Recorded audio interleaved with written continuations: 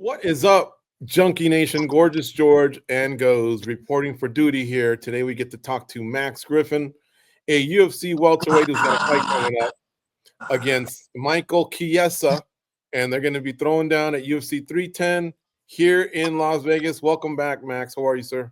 I'm good. In between sessions. You know how it goes. Is that one of those Versace robes? This one's a Bel Air robe. Nice. That sounds pretty slick. Bel Air, all right, nice. Yeah. Comfy. Like you're gonna get one of those. What do they call it? Like a shits, like a schwitz or something like that, where you go in and get the sauna treatment and all that, or you just chill? I just like being comfy. You know, I like being comfortable. I love being warm. It's starting to get a little cold out here. It's kind of Hugh Hefner-ish. Hugh Hefner-ish. From Playboy, yeah. It's kind of old manish too. Like which one are you more of? I don't know. I don't know, man. I can see my dad answering the door like that at 3 p.m. We got the roast early, okay. I like it. All right. Hey, listen, I want to ask you a question. Now, we're not going to start off on a good note, but I always come with respect. Nice bounce back win in your last win. I love that, seeing you get your hand raised again, because you always go out there and give us everything you got. That's one thing you can never say about a Max Griffin fight. But when you lost to Michael Morales prior to that, did that loss, I guess, did any doubt seep in, or was it a loss of confidence? And how was it getting your arm raised months later? Like, describe this year to us a little bit. Let's see. Let's start off on a bad note, right? So, fight Michael Morales. I lost. To me, that's the first time I got beat in years. I mean, I've lost split decisions, numerous split decisions, like 4 split decisions, but I haven't actually lost. So when Michael Morales beat me 2 rounds to 1, I lost. He was good. He was good at doing what we didn't want to do. Mm-hmm. Real good at sliding out. He drives you in. And I knew I had to go in there, but he's good at making you go where you don't need to be. Got it. So it was a challenge trying to get in. He had 79-inch reach, which is long. Mine's about 77. So to have longer reach, a little taller, and he's good. I'll give him credit. He got everybody out of there except me. He's good, but that pissed me off. That loss was hard for me. Mm-hmm. But that weekend, I was checking my inbox, and David Goggins sent me a message saying, "Hey, I've seen the fight, and you kept pushing, and your heart, blah blah blah. Keep going." So I got up, put my running shoes on, and ran. Damn. Ran it. Yeah, that weekend. I mean, he pumped me up, and ever since then, I've been working on the stuff I need to work. And then we got the Jeremiah Wells fight, which he's a tough guy. He's a tough, scary kind of guy, real explosive, putting everybody to sleep, man. They're trying to, I'm always going against Killer's Row, which is my path. And got the job done. Tough guy. I busted him up in the first. I hit him with a real hard jab in the first round, and it kind of got him away from barreling in, because he barrels in. And after that, he stopped barreling in. So it was a lot of feinting and real tactical, but landing some opportune takedowns. Kept moving forward, put the pressure on him, down, beat him. Good fight, but I needed that. And that was the last fight of my deal, my contract. I fought my contract out. And yeah, it's been good. We re-signed, got some good money, and now this fight is our next one. It's Michael Chiesa. I was so happy to get it. But I mean, going back, even after the Jeremiah Wells fight, had some injuries, went down to CPI, the Cellular Performance Institute in Tijuana, got some stem cell. And I'm rejuvenated. I got a new body. new brain. Been doing some brain training stuff down at this place called Jizen. Fixed my brain up and just doing a lot of kind of futuristic recovery treatments. Mm-hmm. And I feel incredible. It's cliche. They say, "Oh, this is the best I felt," but my whole career, I've always had some kind of injury, some kind of damage that I'm working around. But now I've never felt this good as an adult. So Well, a couple things here. The reason I ask is a lot of times in any sport, not just yours, when a fighter gets in the other side of 35, sometimes if there's a decline, people say, well, I wonder if this could be the beginning of the end, this, that, whatever, right? It's different though. Like, for example, like Jared Goff from the Detroit Lions, I think threw 5 interceptions the other day. But he's got 1 week to where he can come back and make us forget all that. Then he threw 4 TDs the other day, and looked great. Whereas MMA fighters, it's like, man, it takes months to get it out of everyone's mind, those doubts out of everyone's mind. And that's why a lot of fighters sometimes, it can be the beginning of the end. And when someone can collect themselves and come back with a win, man, I tip my hat to them. That was a great, great win against Jeremiah Wells because it shut up a lot of people, and here's another thing. You getting a contract after finishing it is a testament to you being an exciting fighter, which I told you in the early part of the interview. Yep. Your fights are awesome, and I'm glad that you took a chance on yourself, I guess, risked it, and look at you. You got yourself a new contract. So kudos to that. And then the last thing, the brain. Tell me how you worked on the brain. What exactly do you mean? Like, was it you were suffering memory loss, or is it reaction time? What can you be more specific there? Yeah, I'll speak a little bit on it. So I do brain training out in this, like I said, Jizen. It's called Jizen. It's down in Mill Valley, outside of San Francisco. But they map your brain, and they check it at different frequencies and whatnot. When I had a lot of fight or flight locked on, people have different traumas or different events in their life when they were kids, even when you were born or whatnot. If you have a traumatic birth or a bad breakup or something traumatizing, it shows your brain, and then there's red on certain like areas. So like the lady's like, "Oh, do you get mad easy?" I'm like, no, well, do you have road rage? Like, no, I don't, being defensive about it, of course. And then she's like, well, we could fix that. So we did a bunch of different brain trainings on that, and the red is removed, and the red is like a button. Like, we know people get mad at little shit. Any little thing could piss them off. For certain, you say certain things, I'm guarantee you they have red locked on those triggers. So I was able to remove those, which makes me a lot calmer. And then my brain was kind of like a low power mode per se. They could check the voltage and whatnot. And I was looking at it, and I'm like, that's not good. She's like, it's not, but we could fix it. So we did some different trainings for different oxygen and different frequencies. I wear this helmet with these lights and do this thing called a Vasper that raises your human growth hormone, testosterone, and helps your brain. It helps your brain, and I was able to power my brain back up. I have more focus now, more memory. I'm able to remember things. It's I have like almost a new lease on life. Like, I was able to make it this far with how my brain was, and now it's getting better. And with my new body and my new brain, I can't wait to show the world, show myself. It's gonna be a masterpiece at T-Mobile Arena. It's such an honor too to get this kind of fight with the fans, with the crowd. It's an honor. It's an honor. It's a privilege. And I'm gonna shine on that. Well, it's funny you bring that up because that's what I wanted to talk about.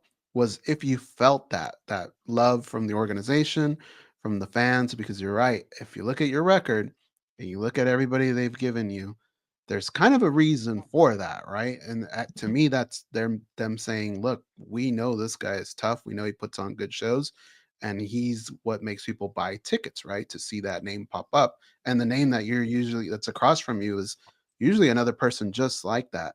Have you felt that? Maybe it seems like you have, in the sense of getting a new contract and all that, but what about from the fans? Have you felt like you've gotten that from the fans? Yeah, I'm excited. I'm excited. The fans know I bring the heat. So I'm excited to show these fans the show in person. I'm not going to intentionally put on the show, but what I'm going to do is going to be so breathtaking and amazing that they're going to have to keep me in arenas. They're going to have to. It's going to be too much noise for the Apex, and they're giving me a little chance right here. You know, I mean, it's the last pay-per-view of the year, a heavily stacked welterweight card, and they typically have marquee matchups when there's a title fight, as they first had. You know, as things shifted around with Bilal, of course, but it felt good to be one of these premier welterweight fights. And I do appreciate it from the organization. I do appreciate it from the fans. And I'm going to give them what they want and more. I'm going to over-deliver.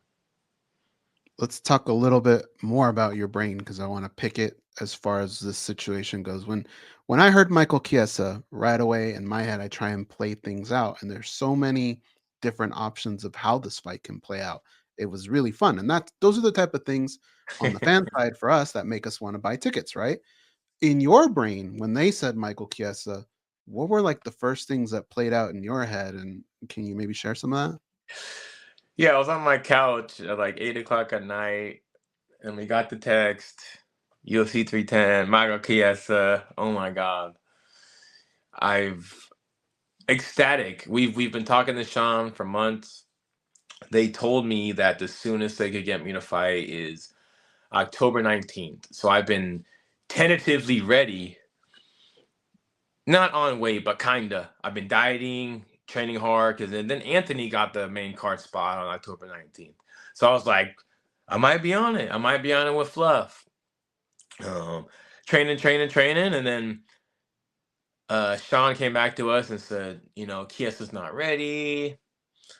I'm like, okay, give me someone else. It's like Chiesa wasn't my target per se, but they did offer me Chiesa back in Miami. It was like a week's notice. Hey, you want to fight Chiesa Saturday? I was like, not on a week's notice, but I'll fight him. You know what I mean? Like, I can't make weight. It's like, it's impossible. So for them to give me this fight, and, you know, Sean was happy about it. You know, we told Sean how excited I am. And he's like, I wish all the fighters were excited when, Dave Hirschbein shared with Sean how excited I was. And Sean was like, I wish all the fighters were excited when I put these fights together. And like I said, Michael Chiesa, I've known him for so long. Big fan of him. You know, we even trained back in the day together a little bit. We rolled over at 10th Planet. I mean, this was like 6 years ago. But he's good people. You know, it's funny. He told one of my coaches, Coach Joey was over there with Anthony. All them were over there, and you know, he's at the desk, and he said, "Loser rolls up." So he better fucking get ready to roll. That's what I gotta say. I love it. I'm glad that you guys have mixed it up before, so it'll be kind of like a friendly rivalry type thing, right? Yeah, yeah. Per se. Were you saying Miami this year? So like 6 months ago, they asked you to fight on that card on 1 week notice? Okay, just to connect the dots. Like, I love the fight, but not this week. Yeah. Mm-hmm. It's tough. My hat's off to guys that could do that on a week. I don't know if I could ever do that in 1 week. Like, literally, it was like a Sunday. And I have to go up a weight class or something for that. So it has more to do with the weight, not the mind frame of getting in the mode where you want to hurt somebody 6 days later, 7 days later. Yeah, I don't care about that. That's just a little light switch. Okay. And look, if you take a short notice for them, I mean, yeah, they may have a camp, but that's short notice for them too against me. Like, They don't want to fight me on 6 days notice. I'll tell you that. But yeah, it's more weight. Yeah, I walk around in the 90s, you know. So I'm not the guy to lose 28 pounds in a week. That's not how I can operate. Goes, what were you gonna ask? I think I interrupted you. Oh, no. I was just saying, I'm kind of with him. Like, I get why fans like it when somebody steps in because it saves the card, but I'm not into like rock'em sock'em robots. I want to know who the best is. So to get that, I need fighter A at his optimal condition and fighter B the same. And so if one guy's coming on a 1 week notice, sometimes I feel like we're just not getting an honest fight because it's not the best fighter. They weren't able to put in everything that they normally do to prepare to be their best. Sometimes doesn't happen. So as much as, people love it sometimes, I'm kind of like, I'd rather find out 6 weeks from now who the best is, and then just under these circumstances. That usually backfires too a lot. I've seen it happening, and they give the guy kudos. Oh, he did a good job, and then they get beat, and then their career suffers. I mean, it's kind of different. But Corey McKenna, she fought freaking a month ago. I think Poliana Viana got hurt that week or something. That big Brazilian chick stepped in on like a week's notice and freaking banged on her, beat her, and they cut her. It's like, damn, man, she did you a solid taking this last second fight, and then she got cut. It's like the game's cold, man. The game is cold. It's getting colder. It's getting colder, I feel like. You got guys with winning records getting cut. You got guys winning, getting cut. Look at Volkanovski when he went against Makhachev on late notice. Yeah, for that. So now, like,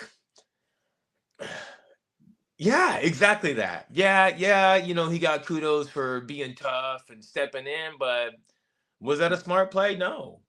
I don't think so in any stretch, any scenario that benefited him. Now his chin's a little less. He got knocked out. Like, he got beat. Like, was it worth it? Was it worth the money? It's only him to decide. But I like how Dricus du Plessis, for example, declined. Nope, I'm not fighting over there. I won't be ready. Nope, I'm not fighting over here. He kind of played by his rules. These fights worked out for him, and now he's the champ. Now, is he the UFC's favorite? Maybe not, because he's not as available as other guys. But guess what? He's the champ. Yeah, you got to think about yourself, man. Like I said, you always do want to do them a solid, but at the end of the day, like, it burns your ass, man. It could burn you, man. So, first and foremost, take care of yourself, and if you could squeeze in something special, then do it. But long term, man, you got to win. You got to be prepared. You have to stick up for yourself and deliver. Where would a win over Chiesa rank in your career, in your opinion? I always say the next best fight. The next fight's the best fight. So, to beat him in tremendous fashion, as what's written, someone ranked. He's been ranked for my whole life. I feel like, so he's a ranked guy to me. He did his name and he won the Ultimate Fighter and just who he's beat. Yeah, he's had a rough patch, but I don't care about that. He's still Michael Chiesa. He's still just sub Tony Ferguson. And like I said, he was people bring it up, he's on a losing streak. Like, that doesn't matter. We're all dangerous. But he is that ranked fighter to me. And after this fight, they're gonna want to see me against somebody really good, because this is gonna be the best that I've ever looked, ever moved. Everything. And now's my time. I got this new deal, and I'm ready for the title run, man. I fought everyone, all the styles. I'm healthy. I'm happy. And I'm ready to deliver. Before you tell me the answer, can I guess who signed that basketball behind you? Yeah, you could guess. Kevin Johnson from the Sacramento Kings.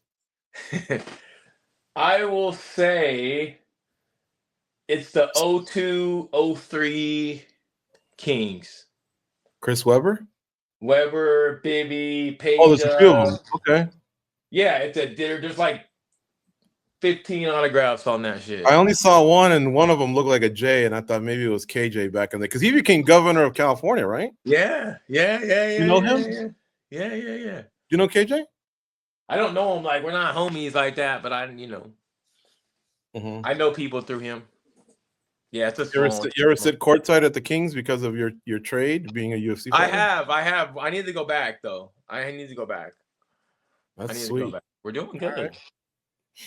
Always great talking to you, Max Payne Griffin. We appreciate the time. Thank you. In 30 seconds, though, can you leave us with this? In your opinion, right now, who is the pound for pound best fighter in MMA? In your opinion, Pound for pound best fighter, I would say John Bones Jones.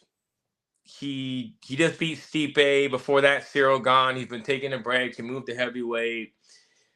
Poton would be second.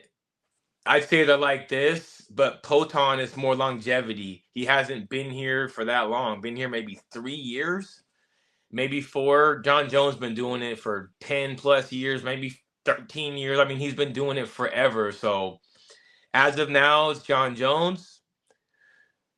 But in 3-4 years, he might try in this Poton for sure. Awesome. All right. Thank you, sir. Great talking to you. Enjoy the rest of your afternoon, and we'll see you in a few weeks in Las Vegas. Thank you both.